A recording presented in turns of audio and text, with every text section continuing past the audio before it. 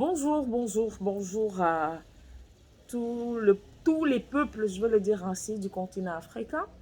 Et bonjour particulier à tous les membres de ma communauté, la communauté bien sûr dédiée à la chaîne YouTube Fundedi et surtout aux minutes de Dédi. Avant de me jeter dans le vif du sujet de ce matin, je voudrais vous inviter à liker, à partager, surtout à porter vos commentaires pour ceux qui ont déjà l'habitude, pour ceux qui sont devenus des inconditionnels, des minutes de dédié. Mais pour les nouvelles personnes, si jamais vous recevez la notification de cette vidéo, merci vraiment de vous abonner, de l'écouter et pourquoi pas de partager également. Alors ce matin, j'ai pas envie de dire remontée ou même surprise.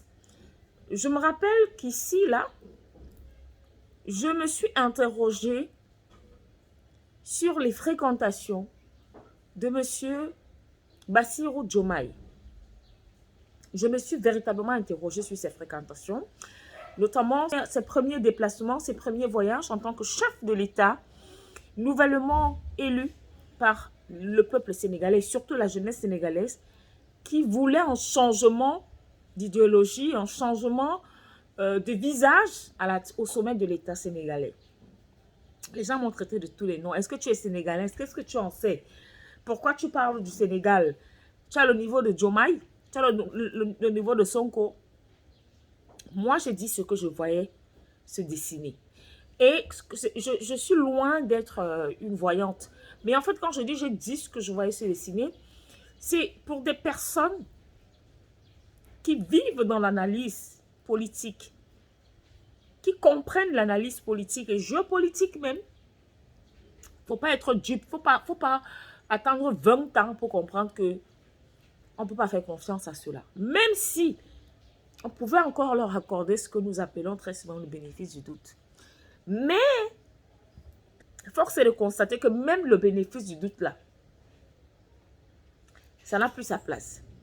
Je vais laisser le passé, ses fréquentations, les missions qui lui ont été assignées, que ce soit du côté du Nigeria, et même du Ghana, et même de la Côte d'Ivoire, au point où notre frère Diomaye a fait une déclaration où il a dit qu'il va ramener ses frères à la raison. Vous savez ce que ça veut dire lorsqu'on dit qu'on va ramener une tierce personne à la raison? Ça veut dire que cette personne a perdu la raison. J'oublie ça. Je veux m'arrêter direct sur les derniers événements. Et le dernier de ces derniers, c'est le sommet sur le vaccin qui s'est tenu à Paris. Oui, le vaccin. C'est-à-dire, il va prendre part à un sommet, prétextant qu'il faut galvaniser, il faut soutenir la fabrication des vaccins sur le territoire africain. Mais les Blancs, là, nous prennent pour des personnes qui ne réfléchissent pas. Depuis quand? Donc, les Blancs sont conscients de ce que nous avons la capacité d'éradiquer certaines pathologies, à l'instar de la COVID-19, à l'instar du choléra, parce que cette fois-ci, c'est le choléra qu'ils ont mis sur la table. Parce qu'ils disent que selon toujours leurs statistiques, c'est leurs statistiques. C'est-à-dire, nous sommes en Afrique, et ils sont là-bas, mais ils ont les statistiques de l'Afrique. Que plus de la moitié de la population africaine est victime de choléra. Donc, il faudrait que Paris et l'Alliance des vaccins voient dans quelle mesure soutenir la fabrication des vaccins sur le continent africain. Mais de qui se moque-t-on? Et notre cher Diomaye y était. À côté de cet événement, il y a une grande, parce qu'il a rencontré Emmanuel Macron, il y a une grosse révélation. Il appelle l'Union européenne à sécuriser ses frontières avec les pays de l'AES.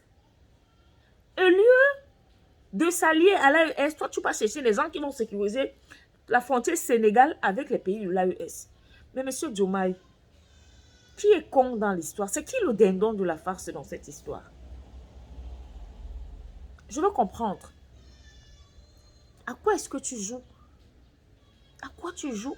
Chez nous, au Cameroun, on dit très souvent, ce que tu commences là, il faudra assumer les conséquences de... Donc, tu demandes à l'Union européenne, les Européens comme nous sommes en train de chasser sur le continent africain, à cause de leur ingérence mal placée. Pendant que tu demandes à l'Union européenne de venir vous aider à sécuriser la frontière avec les pays de l'AES, Au Burkina Faso, on vient de donner, je crois, c'est 6 mois, hein, c'est 8 mois, je ne sais plus trop combien de mois. Suspension à TV5.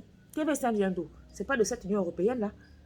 Mais finalement, après, vous allez venir me dire que ton ami et toi, vous êtes des panafricanistes de gauche. Pardon, expliquez-nous un peu l'autre partie là. C'est quoi le panafricanisme de gauche? Parce que vous en êtes des éléments. Vous réclamez être des panafricanistes de gauche. À gauche, là, ça se passe comment? Comme vous faites là. Aller en contradiction avec la réalité, c'est ça le panafricanisme de gauche. Le panafricanisme de gauche, c'est d'adouber effectivement le soutien au LGBTQ. C'est ça le panafricanisme de gauche. Pendant que c'est combattu par nos mœurs, j'ai encore souvenance pour sortir. Lorsque vous avez reçu Charles Michel, le président du Conseil européen, ancien ministre belge, il ne se cache pas. Et vous l'avez reçu à Dakar. Je m'arrête là pour le moment. Salam.